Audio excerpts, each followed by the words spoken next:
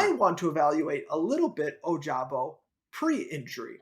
And here's some things that people like to gloss over and forget about. And I know he's raw, and he's only been playing football for 6, 7 years, and he is not near a complete player. And I don't just mean as a pass rush specialist, which he is not complete yet either.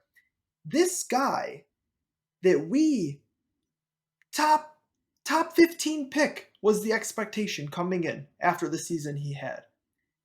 So good that at times Michigan had to take him off the field because he couldn't hang in the run game. I'm drafting a guy that doesn't have the strength or the experience to be an edge guy to play on that outside, and he's a minus in the run game. That's not a first round pick to me. Listen, I'm all about high ceiling talent, and I like his attributes and the potential that he has as a pass rusher.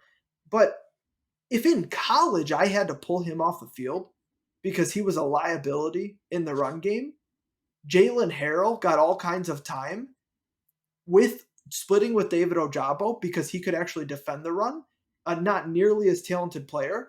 That's red flag number one. Okay. That's not, and listen, it doesn't mean he's going to be a bad player. It doesn't mean he can't develop. He's very raw, but he is so far from a finished product. We're not talking about Aiden Hutchinson. He is nowhere in the realm of Aiden Hutchinson. And as you alluded to, playing opposite arguably the best defensive player in all of college football, certainly up there, is going to help you. It's going to help you produce more. Now, listen, I always thought Ojabo was going to be pretty good, and he has flashed for Michigan before. He has practiced really well. By all accounts, anyone that you would ask staff-wise, Ojabo has been on this trajectory for a long time, and he has elite talent, but he's very far from a complete football player. Here's where it gets scary. The injury that he suffered, to me, is just about the worst injury you can have in most major sports.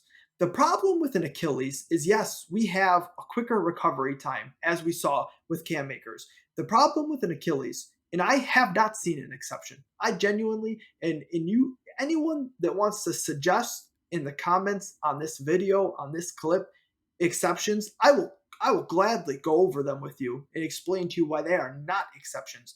You never recover the same level of explosion ever from an Achilles injury. It does not happen. There are no exceptions. Not Kevin Durant, not Cam Akers, not Ryan Broyles a few years ago in Detroit. It was quite a few years ago. You are not the same explosive athlete post Achilles injury. It doesn't mean you're done. It doesn't mean your career is over, but it does mean you will never have the same burst. It doesn't mean you're unplayable. It doesn't mean you will not have burst, but it's never going to be the same.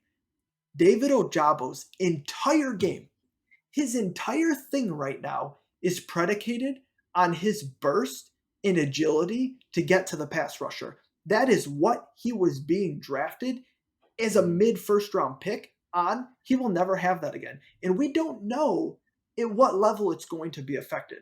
But now I'm talking about a guy who already had question marks. And now he has a debilitating injury that he will never be the same from. And I don't know how much it's going to affect him, but you want me to waste a first or second or even third round pick on hope? So are you where are you drafting him? That's the question.